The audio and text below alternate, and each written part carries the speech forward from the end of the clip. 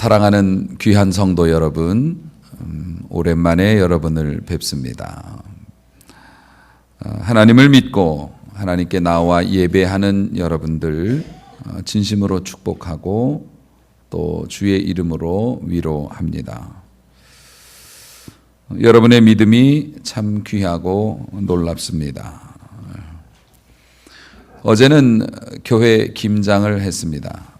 그 김장이라고 하는 이 한마디의 전후에 되어지는 많은 일들, 사실 믿음이 아니고는 할 수 없는 봉사와 헌신과 충성이었습니다.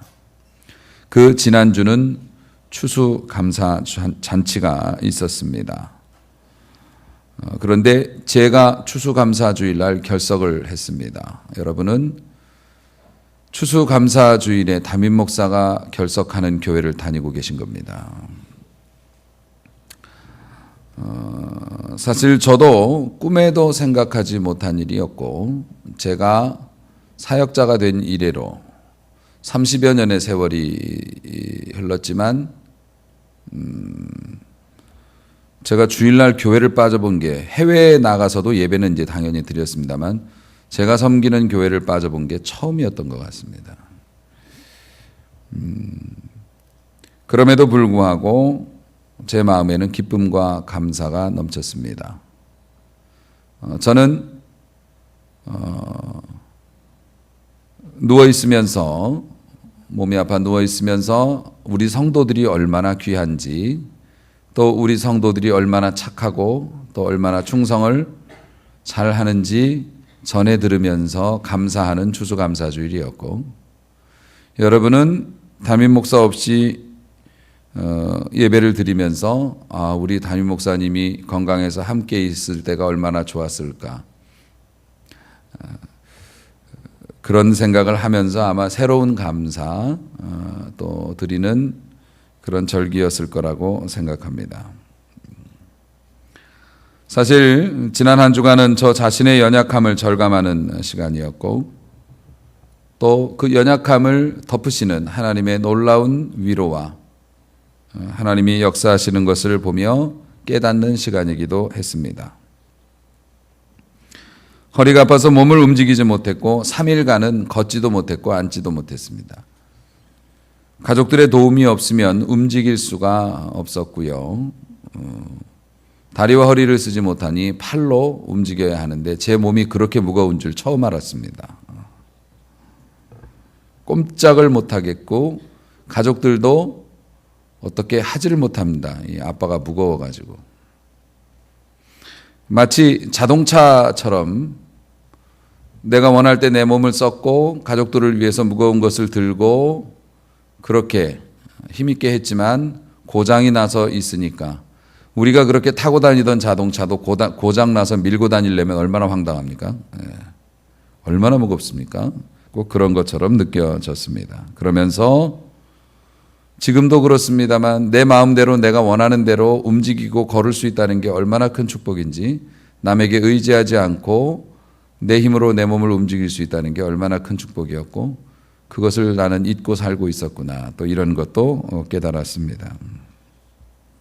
사실 평소에는 귀한 줄 모르고 살다가 잃어버리면 땅을 치고 후회하는 게 건강입니다. 집안에 자녀가 혹은 배우자가, 사랑하는 사람이, 나 자신이 갑자기 병이 들면 달리던 차가 복잡한 차로 한가운데서 멈춰서 버린 것처럼 정말 황당한 상황이 벌어지고요. 당연한 줄 알았던 축복이었는데 그것이 제대로 돌아가지 않게 되면 얼마나 삶이 무거워지는지 우리가 모두 경험하고 있습니다. 가만히 놔둬도 밥 잘 먹고 학교 잘 다니고, 가만히 계셔도 TV 보시면서 건강하게 생활하시는 어르신들, 그런데 몸져 누우시면 그 무게감이 얼마나 크고 또 그 주변의 가족들이 얼마나 힘들어하는지. 그런데 우리가 말씀을 통해서 그동안 쭉 배워왔습니다만 육신도 이렇게 힘들지만 영적인 건강도 정말 중요하고, 또 이 건강이 무너지면 육신이 아파서 고생하는 것 이상으로 고생을 하게 되는데요. 여러분, 육신이 병든 사람과 건강한 사람이 있듯이 영혼도 병든 영혼이 있고 건강한 영혼이 있어요. 병든 영혼과 건강한 영혼의 차이가 뭔 줄 아십니까? 그 차이는 믿음의 차이입니다. 그러니까 믿음의 상태에 따라서 그 사람이 건강하기도 하고 병들었기도 하고 그런 거예요. 생각해 보십시오. 믿음이 있고 없고의 문제가 아닙니다. 지금 여기에 계신 분들은 믿음이 당연히 있죠. 믿음이 없으면 이 자리에 계실 리가 없습니다. 여러분들에게 한번 확인해 볼까요? 여러분 하나님 믿으십니까? 예수님이 여러분을 위해서 죽으시고 다시 살아나셨다가 다시 오실 것을 믿으십니까? 성령께서 우리가 사는 날 동안 영원히 우리 곁에서 떠나지 않으시고 필요할 때마다 도와주시고 가르쳐 주시고 이끌어 주실 것이라는 거 믿으십니까? 기본적으로 이건 믿는 거예요. 그런데 갈라디아서 3장 26절 말씀을 보니 너희가 믿음으로 말미암아 예수 그리스도 안에서 하나님의 아들이 되었다. 그러니까 우리는 이런 믿음은 기본적으로 탑재가 되어 있어요. 하지만 다시 여러분에게 묻습니다. 여러분은 영적으로 건강하십니까? 이 문제는 좀 달라요. 생명이 있습니까? 생명은 있어요. 근데 생명이 있지만 병원에 누워 있는 사람들도 있잖아요. 그렇죠? 여러분은 믿음이 있습니까? 믿음이 있어요. 여러분의 믿음은 건강합니까? 쓸모 있는 믿음입니까? 사용할 수 있는 믿음입니까? 요건 얘기가 좀 달라요. 여러분 신용카드 있습니까? 예, 있습니다. 카드가 VIP 카드도 있고 골드 카드도 있고 비싼 한도가 큰 카드도 있습니다. 그 카드 쓸 수 있는 겁니까? 그건 얘기가 달라요. 지갑에 아무리 많은 카드를 갖고 다녀요. 하지만 잔액이 부족합니다. 신용이 잘못됐습니다. 막상 결제를 해보면 결제가 되지 않는 카드 있을 수 있습니다. 여러분은 믿음이 있습니까? 믿음이 있습니다. 그 믿음은 쓸 수 있는 믿음입니까? 사용 가능한 믿음입니까? 하나님께서 오늘 우리에게 그것을 확인해 보라고. 네 믿음 한번 꺼내서 확인해 봐. 너 믿음이 있는 건 확실한데 쓸 수 있는 믿음이냐? 하나님이 확인해 보라고 하고 계십니다. 여러분, 우리가 믿음장이라고 말하는 히브리서 11장을 보고 있습니다. 히브리서 11장 24절에 보니 모세의 이야기가 나옵니다. 모세는 믿음으로 행동했다. 모세는 장성에서 바로의 공주의 아들이라 칭함받기를 거절했다. 믿음 때문에. 여러분은 그렇게 하고 있습니까? 보장되어져 있는 안락하고 평안한 삶을 믿음 때문에 스스로 밀어내는 그러한 모습을 여러분들이 살고 계신가요? 또 25절 보니 도리어 그것을 거절할 뿐만 아니라 하나님의 백성과 함께 고난받는 것을 잠시 죄악의 낙을 누리는 것보다 좋아했다고 했네요. 잠시라고 말했지만 평생입니다. 이 사람은 믿음으로 우리의 평생을 잠시라고 봤습니다. 영원한 하늘나라에 비하면 잠시니까. 그것을 하나님의 백성들과 함께 어울려서 고난을 당하는 것을 나 혼자 잘 먹고 잘 살고 가만히만 있으면 보장되는 그 인생을 잠시라고 말하면서 그것과 하나님의 백성과 고난받는 것을 기꺼이 맞바꿨어요. 믿음으로 모세가. 우리는 그렇게 살고 있습니까?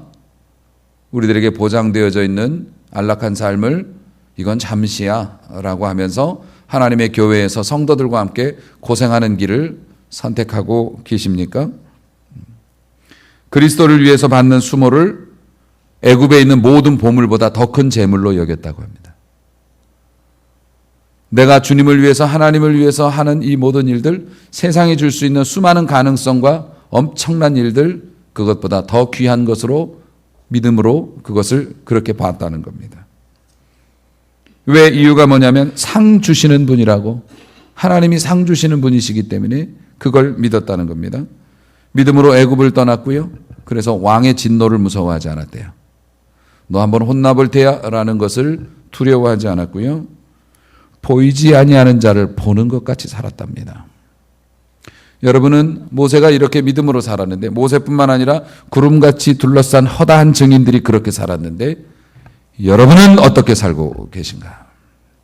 믿음은 있는데 보이지 않는 것을 보는 것처럼 살고 있는가?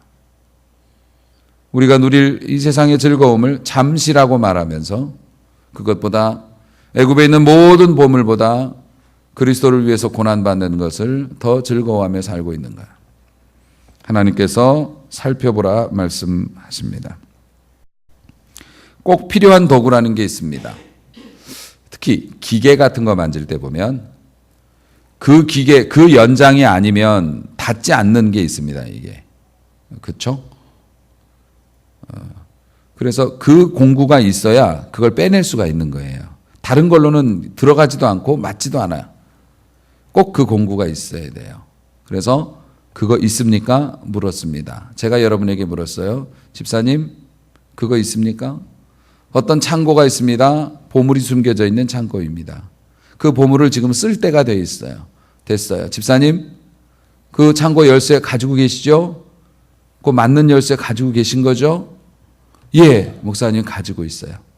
집사님, 저거 빼야 되는데 그거 빼는 공구 가지고 계신 거 맞죠? 예, 가지고 있어요. 집사님, 드디어 그걸 쓸 때가 됐습니다. 여러분, 카드 쓸 일이 얼마나 많아요? 믿음 쓸 일도 엄청 많아요. 큰일 작은 일에 있어서 믿음 쓸 일이 많아요. 집사님, 자, 이제 그걸 사용할 때가 됐습니다. 꺼내 보십시오. 있긴 있는데 어디 뒀는지 모르겠네요. 집에 어디 있을 텐데 어디 있는지 모르겠어요. 안 써봐가지고. 분명히 있어요. 있는데 지금 어디 있는지 못 찾겠어요. 혹은 여기 가져왔어요. 보는데 집사님, 이거 녹이 슬어서 움직이질 않네요. 이거 녹이 슬어가지고 맞질 않는데요. 혹시 우리들의 믿음은 그런 것이 아니겠는가? 하나님의 축복의 창고를 열려고 보는데 지금 당장 열어야 되는데 열쇠가 어디 있는지를 모르겠어. 있기는 있는데 지금 당장 하나님의 축복을 받기 위해서 뽑아야 할 못이 있는데 내가 가진 그 도구가 녹이 슬어서 움직이질 않아요. 우리가 예수님을 영접한 후에 가장 놀라운 변화는 우리에게 믿음이 생긴다는 것입니다. 믿음은 엄연한 선물이죠. 하나님께서 믿음이라고 하는 꽃을 우리에게 심어주셨어요. 그리고 그 꽃이 자라나서 열매로 변하고 그 열매를 우리가 누리는 겁니다. 여러분, 믿음이 우리 안에 심겨져 있을 때 믿음으로 인해서 받는 가장 큰 축복이 뭐냐면 하나님을 기쁘시게 만드는 사람이 될 수 있다는 겁니다. 인생의 가장 근본적인 목적은 하나님을 기쁘시게 하는 사람이 되는 것이죠. 믿음 말고는 하나님을 기쁘시게 할 게 없다고요. 오직 믿음으로 행할 때 하나님이 우리를 기뻐하신다고요. 여러분, 우리가 하나님을 기쁘시게 하는 사람이 되었다면 가장 성공한 사람인 줄로 믿으시기 바랍니다. 밤에 한 시대를 풍미했던 김영삼 전 대통령이 서거했습니다. 대단한 족적을 남기시고 대단한 삶을 사신 분이죠. 88세에 돌아가셨는데요. 우리 한국 민주화를 위해서 또 우리나라를 위해서 열심히 애쓰신 분이 그렇게 가셨습니다만 그래도 그분도 가실 때는 우리하고 똑같았습니다. 병원을 제 집 드나들듯이 드나들었고요. 죽음의 순간 며칠간은 중환자실에 누워서 사람도 못 알아보고 가쁜 숨만 깔딱깔딱 쉬다가 그렇게 가셨습니다. 그때는 보좌관도 필요 없고요. 자기의 계파도 필요 없고요. 그럼요. 자기의 경력도 의미 없습니다. 이제 하나님을 만날 일만 남은 것이죠. 우리 모두가 그런 길을 향해서 가고 있습니다. 그런데 하나님을 기쁘시게 할 만한 믿음이 없다면 얼마나 불쌍한 게 인생입니까? 믿음이 아니고는 하나님을 만날 수가 없습니다. 믿음이 아니고는 하나님의 눈에 들 수가 없습니다. 여러분, 이렇게 좋은 믿음, 하나님을 기쁘시게 하는 유일한 방법인 믿음. 그래서 하나님께서 여러분 좀 챙겨보라고 목사에게 네 성도들 믿음 한번 확인해 보라 그래. 아직 전쟁이 나지 않았지만 전쟁이 나기 전에 점검해야 되는 게 뭡니까? 늘 총을 점검해 봐야죠. 이게 나가는가? 쓸 수 있는가? 잘 되는가? 작동되는가? 하나님께서 매일매일 사용해야 될 믿음, 성도들 거 한번 점검해 보라고 시키셔서 제가 이 말씀 준비했습니다만, 자, 그러면 우리는 이 믿음이라고 하는 거, 두 가지의 요소가 있어요. 믿음에는. 잘 들으세요. 이거는 어려운 얘기는 아니지만 잘 들으세요. 오늘 본문을 보니까 6절 말씀을 여러분이 주목해 보세요. 자, 일단 기본적으로 믿음이 없으면 하나님을 기쁘시게 할 수 없다고 이제 선언이 되어 있고요. 또 하나, 하나님께 나아가는 자, 그러니까 이제 하나님께 인정받는 믿음을 갖고 싶은 사람은 두 가지를 만족시켜야 된다라고 적혀 있어요. 하나가 뭡니까? 믿는 사람이라면 반드시 갖춰야 될 하나의 덕목이 뭐예요? 하나님께 나아가는 자는 반드시라고 되어 있어요. 뭘 갖춰야 합니까? 그가 계신 것. 하나님이 계신 것을 믿어야 한다. 이거예요. 믿음의 첫째 조건이에요. 하나님이 계신 것을, 하나님이 살아계신 것을 믿어야 한다. 요게 가장 첫 번째 전제예요. 근데 요거는 돼. 왜냐하면 여러분이 아까도 확인하셨잖아. 하나님 계신 거 믿으시죠? 믿어요. 당연히 믿죠. 근데 이제 또 하나의 전제가 우리의 발목을 잡는 겁니다. 그 다음 전제가 뭐냐면, 그가 자기를 찾는 자들에게 상 주시는 이심도 믿어야 돼요. 하나님이 계신 것을 믿을 뿐만 아니라 하나님 앞에 믿음으로 살면 복을 받을 것이라는 것도 믿어야 돼요. 그런데 이게 어렵습니다. 미국에서 이제 블랙 프라이데이라는 행사가 이제 요번에 시작이 되죠. 워낙 유명하죠. 우리나라도 흉내를 좀 내보기도 했습니다만, 미국의 그런 행사고는 견줄 바가 안 됩니다. 이것은 시스템적으로 하는 거기 때문에 뭐 90%까지 멀쩡한 물건을 싸게 팔고 50%는 막 기본이죠. 그래서 여러분들 뉴스 보면 블랙 프라이데이가 시작이 될 때 그 블랙이라는 말이, 제가 알기로는 이 사람들이 원래 옛날부터 장부를 적을 때 적자가 나면 빨간 글씨로 적는데요.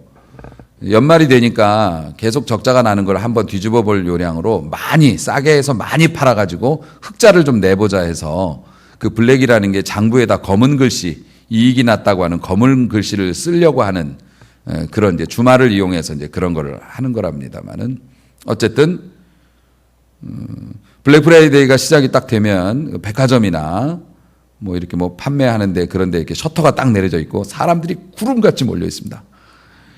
부끄러운 줄도 모르고 사람들이 막 정신을 잃고 이성을 잃기 시작합니다. 예. 그래가지고 셔터가 확 열리면 어떻게 됩니까? 사람들이 막 미친 듯이 몰려 들어가서 막 물건을 집어듭니다. 막 서로 차지하려고 애를 씁니다. 그 점잖은 미국 사람들이 말이죠. 우리나라도 그렇죠. 아파트 분양한다고, 좋은 아파트 분양한다고 하면 뭐 밤새는 건 일도 아니죠. 막 줄 서가지고서 뭐 난리도 아닙니다. 멀쩡하신 분들이 막 가갖고, 왜 그래요? 이익이 날 거라는 믿음이 확실하기 때문에 그렇죠.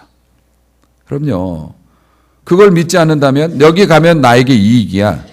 내가 큰 돈을 벌 수 있어. 내 돈을 아낄 수 있어라고 하는 확신이 있기 때문에 남의 눈치도 보지 않고 시간도 구애받지 않고 바쁜 일 다 제껴놓고 거기에 몰입해가지고서 힘을 쓰는 겁니다. 여러분들은 왜 교회에 와서 김장을 하고, 왜 교회에 와가지고서 빗자루질을 하고, 왜 교회에 와서 보수도 없이 노래 연습을 하고, 왜 교회에 와서 헌금을 드리면서 막 수고하고 칭찬도 못 받는데 왜 그럽니까? 왜 그렇게 열정적으로 기도하고 그럽니까? 하나님이 내게 좋은 것을 주실 것이라는 믿음이 있기 때문에 그러는 거잖아요. 그런데 여러분, 우리가 24시간에 우리의 행동을 카메라로 찍어서 우리가 다시 돌려보고 평가를 한다면 상당수의 분들은 내가 믿음이 있는 사람인지에 대해서 고민을 하게 될 겁니다. 기쁨이 없어요. 두려움에 휩싸입니다. 유혹에 너무 쉽게 넘어집니다. 형제를 사랑해야 된다는 것을 알면서도 실천하지 않습니다. 이유가 뭘까요? 자기를 찾는 자들에게 상 주시는 하나님을 알고는 있지만 믿지를 않았기 때문입니다. 하나님의 뜻을 행하면서 하나님과 같이 걸어가는 자는 하나님에게 상을 받을 것이라고 하는 확신이 부족하기 때문에, 믿음이 부족하기 때문에 우리는 하나님이 일하시기 전에 내가 먼저 해결하고 힘들게 살고 있는 것이죠. 마태복음 5장 14절에서 주님이 말씀하셨습니다. 너희는 세상의 빛이라. 그리고 너희는 산 위에 있는 동네다. 어둠에서 빛을 켜면 이게 숨겨집니까? 숨겨지지 않습니다. 산 위에 동네가 있어요. 이거 숨을 수 있어요? 산 위에 동네가 있으면 숨겨질 수가 없습니다. 가릴 수가 없어요. 마태복음 5장 15절 사람이 등불을 켜서 말 아래 두지 아니한다. 달리는 말이 아니고요. 이게 말통 있죠. 말통. 그러니까 어떤 사람이 어두운데 촛불 켜가지고 말통으로 덮어놓겠니? 그러려면 뭐하러 불 켜겠어? 말 아래 두지 아니하고 등경 위에 두나니. 등경이라는 등잔대 말입니다. 여러분 초를 켜면 여러분 어디다 둬요?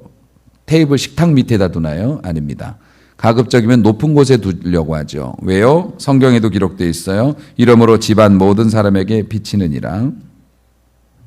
주님이 명령하셨어요. 이와 같이 빛이 사람 앞에 비치게 하여서 너희의 빛이 사람 앞에 비치게 하여서 너희의 믿음을 사용해서 하나님께 복을 받고 그로 인하여 너희 착한 행실을 보고 하늘에 계신 너희 아버지께 안 믿는 사람들이 영광을 돌리게 하라. 단순히 이건 우리가 누리고 못 누리고의 문제가 아니라 주님께서 명령하셨어요. 내가 너희에게 믿음을 줬거든. 왜 믿음을 통 속에 넣어놓고 왜 그렇게 쓰지? 있는지 없는지도 모르게 그 믿음을 높은 데 두렴. 사용하렴. 그 빛을 너희 가족들에게 비추게 하렴.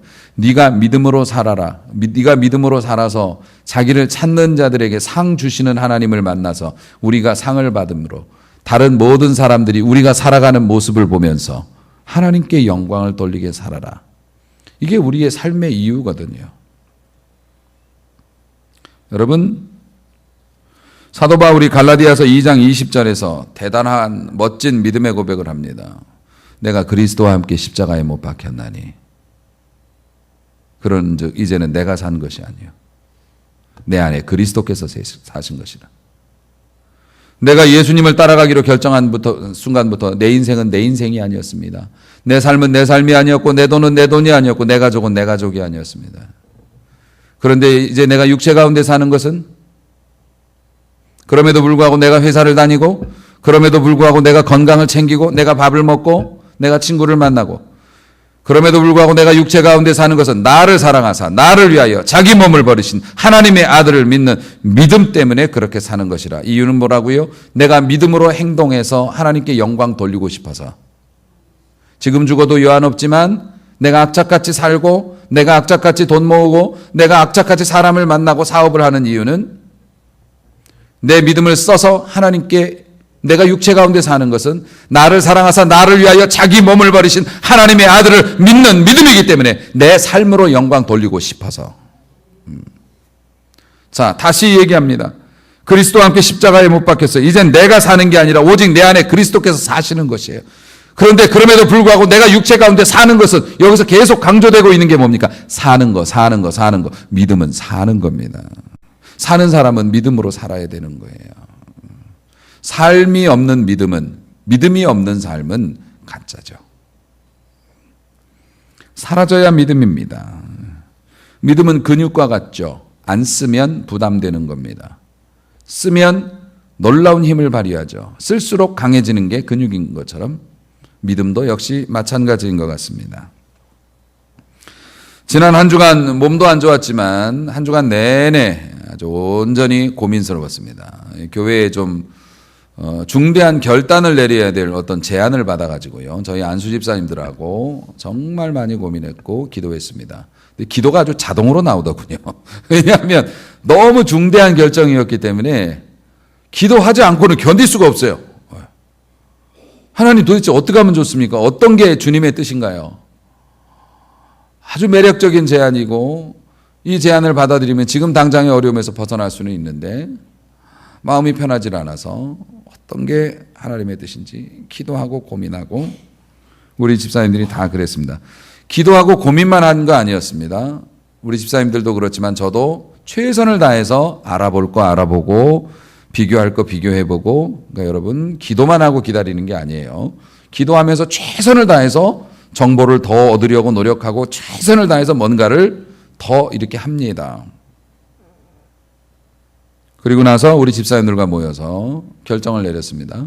그동안 우리가 배워왔던 성경적인 삶의 원리를 따라서 결단을 했습니다. 지금 당장 편안한 것보다 원리를 따르자. 그렇게 결정을 내렸는데요. 저야 그렇게 결정을 했지만 그걸 따라주신 우리 집사님들도 참 믿음 좋은 사람들이에요. 그런데 믿음으로 결단하고 순종하면 곧바로 닥쳐오는 게 또 하나 있죠. 뭐죠? 걱정이죠. 자, 이제 믿음으로 순종하기는 했는데 그러면 이제 어떡하지? 그 다음에는 큰일 났네. 두려웠습니다. 또 걱정스러웠습니다. 그때 하나님께서 저에게 떠오르게 하신 말씀이 있었습니다. 그 역대하 25장에 보면 아마샤라는 임금이 나옵니다. 남유다의 9대 임금입니다. 시간이 없으니까 간단하게 설명드리죠. 이 아마샤가 재위하고 있을 때 에돔하고 전쟁이 한판 붙었습니다. 그런데 아마샤가 딱 보니까 우리나라가 군대가 너무 부족해요. 근데 에돔 사람들은 너무 세고 그래서 북이스라엘, 그러니까 지금으로 말하면 우리 북한하고 손을 잡은 겁니다. 그래서 은 100달란트, 한 달란트가 30kg니까요. 3톤을 준 거예요, 은을. 주고 용병을 고용을 한 겁니다. 군대를 샀어요. 전쟁하려고 했습니다. 그런데 하나님의 종이 아마샤를 찾아와서 얘기합니다. 임금님, 하나님이 승리를 주실 텐데 북쪽에 있는 사람들하고 같이 전쟁 나가는 거 하나님이 기뻐하시지 않으십니다. 이 사람들은 믿음이 없는 사람이기 때문에, 그리고 하나님께서 열악한 가운데서도 우리가 불리하지만 이기게 해주시겠다고 했는데 돈 주고서 저 사람들 데려다가 승리하면 하나님 영광 가리우는 거고 하나님이 일단 기뻐하지 않으세요. 근데 아마샤가 믿음이 좀 있는 사람이어가지고 고민을 했어요. 하나님의 말씀이면 따르긴 따라야 되는데 어떡합니까? 선불 줬어요. 돈을 이미 줬어. 100달란트를 줬는데 얘들이 계약 파기하면은 돈 돌려주겠냐고요. 안 돌려주죠. 깡패들인데. 나중에 막 왕이 고민을 해요. 그런 내용이 역대하 25장 9절에 나와요. 아마샤가 하나님의 사람에게 이르되 내가 100달란트를 이스라엘 군대에게 주었으니 어찌할꼬? 하나님의 사람이 대답합니다. 100달란트 쓰셨군요. 큰돈 쓰셨네요. 돈이 없어져가지고 걱정 많이 되시겠습니다. 그러나 여호와께서 믿음으로 순종했으니까 능히 이보다 더 많은 것으로 왕에게 주실 수 있나이다. 그 말씀이 생각나게 하시더라고요. 우리가 할 수 있는 건데 믿음으로 포기했어요. 근데 우리가 할 수 없는 일이 돼버렸어요. 그럼 그 다음은 어떻게 해야 돼요? 하나님이 채워주셔야죠.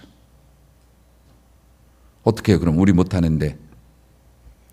우리가 믿음으로 순종하기 위해서 무언가를 포기한다면 하나님은 그보다 더 많은 것을 채워주시는 분이시다. 우리가 믿음으로 순종하면 손해를 봅니다. 손해를 보면서도 하는 이유가 뭐예요? 내가 이걸 손해보지만 하나님은 더 좋은 것으로 채워주실 것이라고. 자기를 찾는 자들에게 상 주시는 분이라는 것을 믿기 때문에 그런 행동이 나올 수 있다는 겁니다. 다시 여러분에게 여쭙습니다. 여러분의 믿음은 쓸만합니까? 있냐 없냐를 물어보는 게 아니라 그건 당연히 있는 거고 여러분의 믿음은 어디 있습니까? 지금 꺼내서 들고 나오실 수 있겠습니까? 사용 가능합니까? 승인이 떨어지는 믿음입니까? 여러분의 믿음은 녹이 슬지 않고 잘 작동하고 있습니까? 자주자주 쓰고 계십니까? 여러분의 믿음은 유연해지고 강건해지고 있습니까? 아니면 굳어지고 쇠퇴해지고 있습니까? 정말 믿음이 필요한 때인 것 같습니다. 그리고 믿음이 아니고는 믿음이 아닌 상태에서 그냥 살아가기엔 너무나 힘든 세상입니다. 하나님께서 오늘 여러분들의 믿음을 각자 꺼내서 확인해 보라고 명령하셨으니 한번 살펴보십시오. 그리고 시운전을 좀 해보십시오. 물론 이곳에는 대단한 믿음의 소유자들이 계셔서 매일매일 믿음을 사용하고 계신 분도 계실지도 모르지만 만약에 여러분이 불안한 마음에 사로잡혀갖고 어쩔 줄을 모르겠다든가 아니면 별것도 아닌 일에 화가 나가지고서 속이 뒤집어진다든가 그렇게 돈 욕심이 나가지고 이상하게 알기는 알겠는데 돈 얘기만 나오면 정신을 못 차리겠다든가 만약에 그렇다면 믿음을 사용하셔야 될 때인 겁니다. 믿음이 녹이 슬었다는 거죠. 사랑하는 성도 여러분, 하나님은 아버지시기 때문에 우리가 행복한 것을 원하시고 잘 되기를 원하세요. 여러분 잘 되려면 하나님을 기쁘시게 해야 되는데 믿음밖에는 없습니다. 오직 믿음으로, 깨끗한 믿음으로, 강한 믿음으로, 자주 사용하는 믿음으로 하나님께 기쁨을 드리고 복을 받는 착한 성도 되시기를 주님의 이름으로 축원합니다.